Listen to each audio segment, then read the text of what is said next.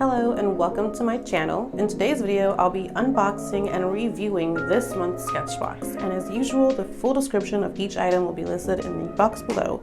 Let's get started. It's a beautiful day indeed. Sketchbox is here and I never paint my nails in time for a video, so please forgive me and my chipped nails. Let's take out the menu and see what we got.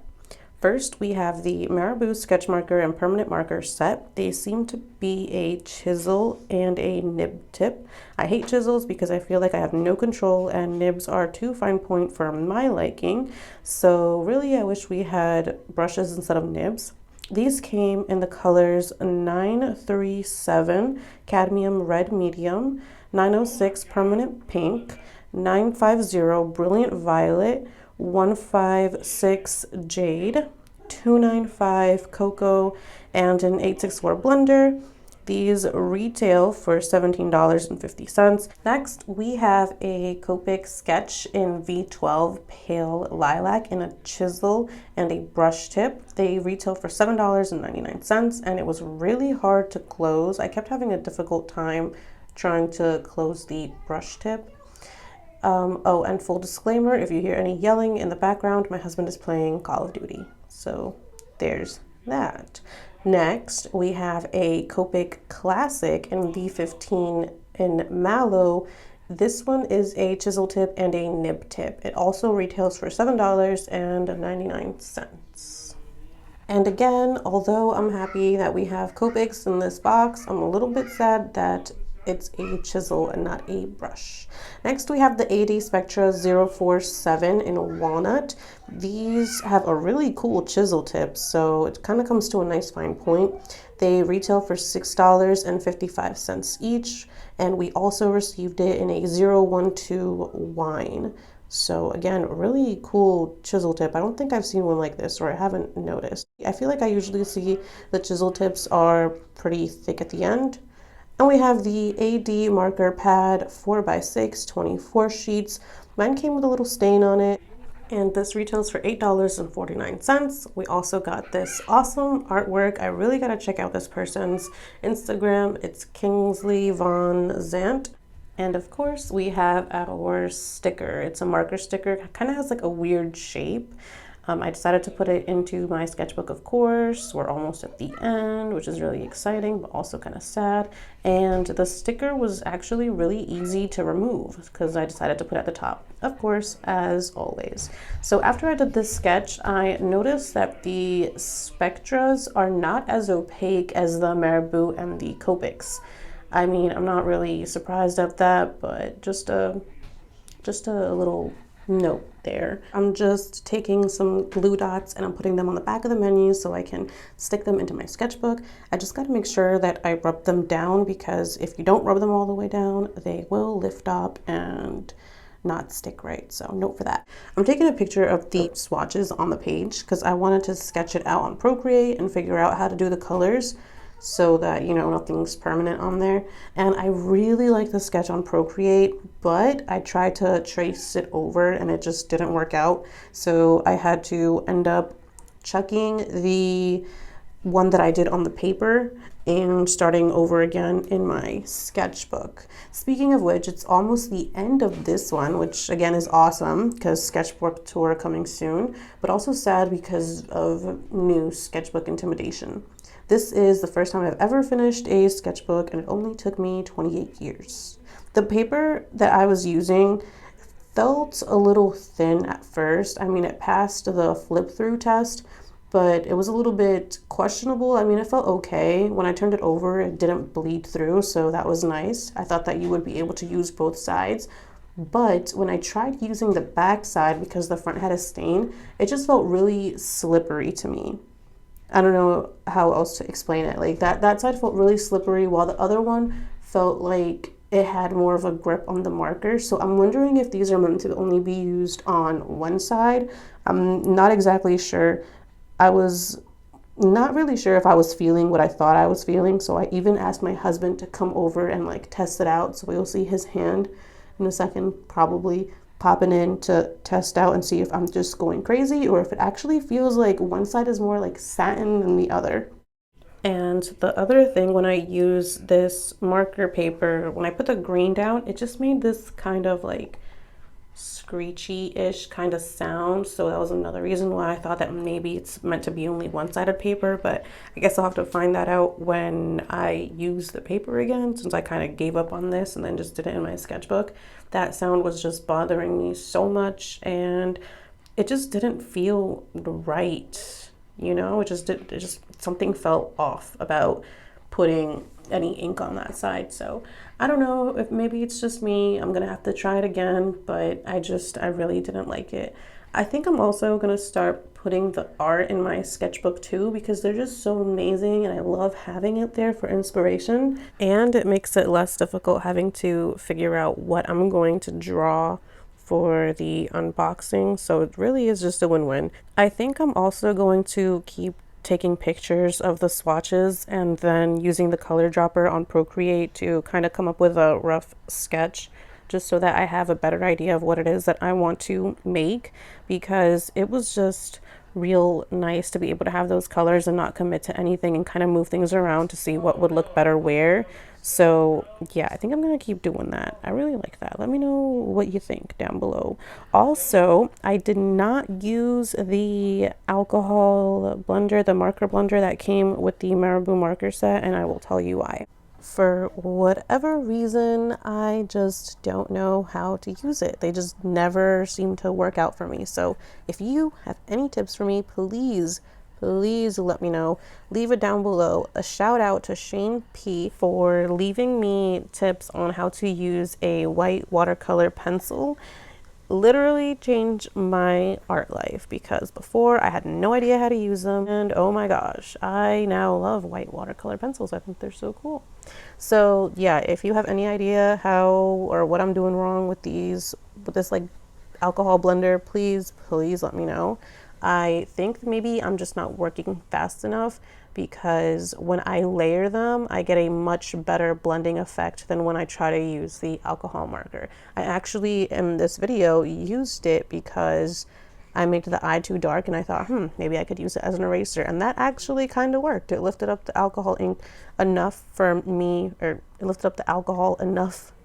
Alcohol ink? Is this alcohol? It lifted the marker up enough for me to be able to be happy with what, I had going on.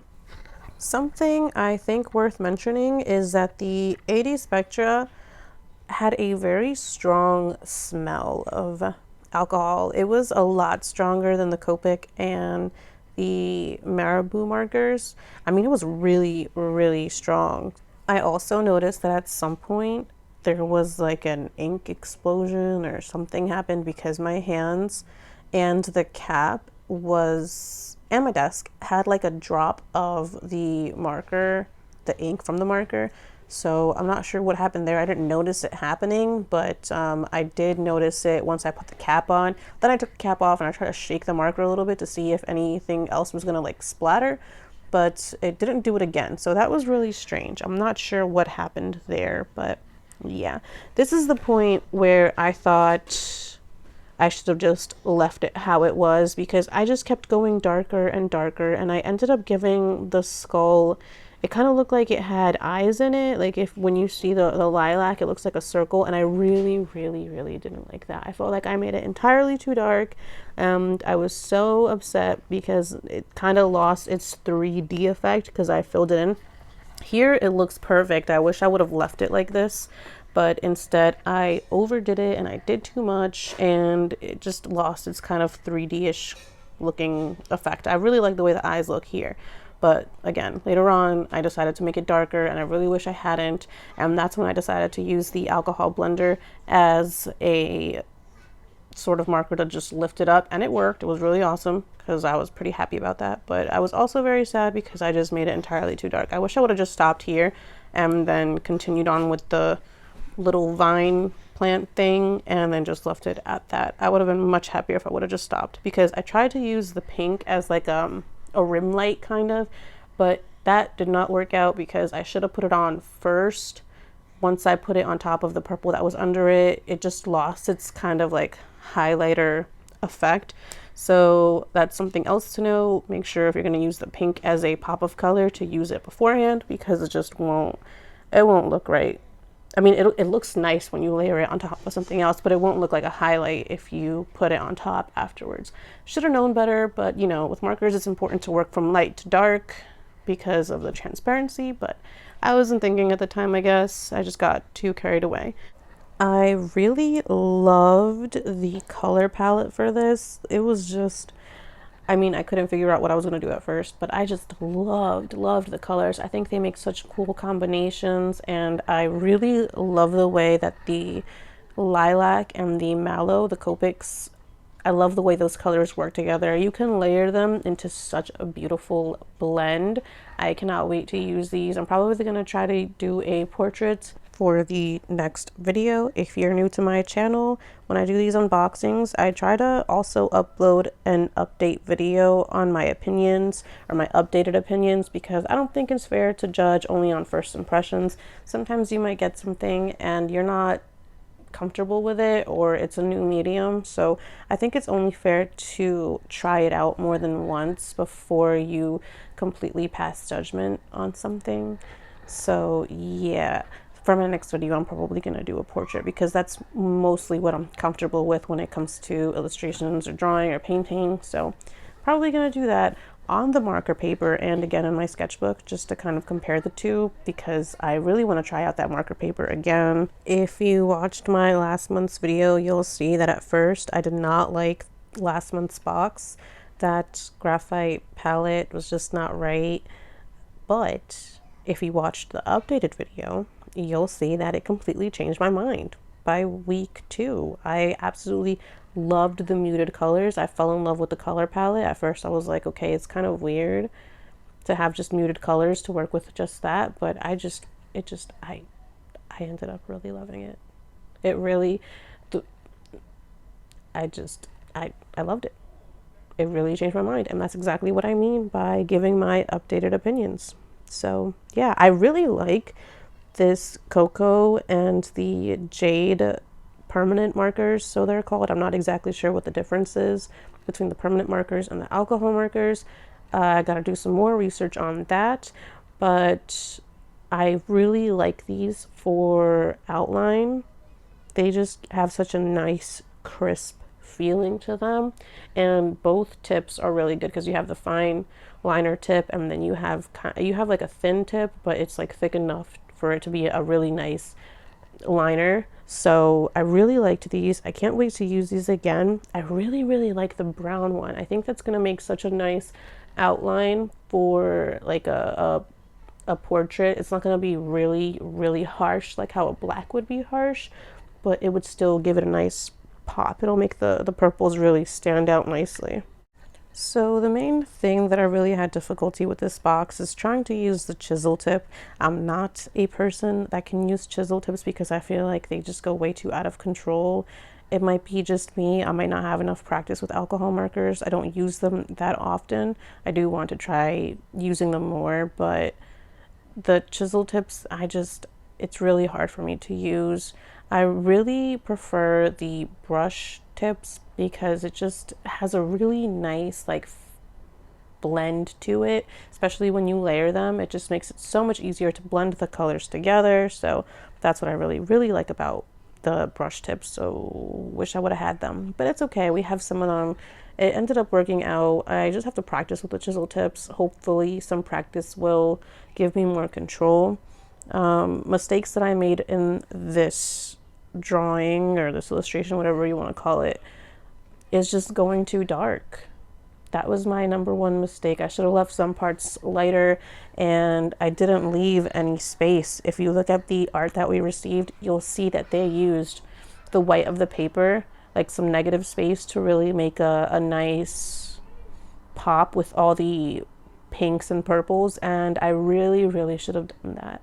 Looking back at it now, I realized it when I was done with the drawing. I said, oh, I don't leave any white space. I don't leave any negative space. And that just made it would have really made a nice difference if I would have left some space like in the cheekbones or on the center of the skull. it would have made a huge difference. I might even try to redraw this. I don't know, we'll see how I feel. But definitely for the next one, I'm going to leave some negative space so that it could just really give the illustration a nice pop.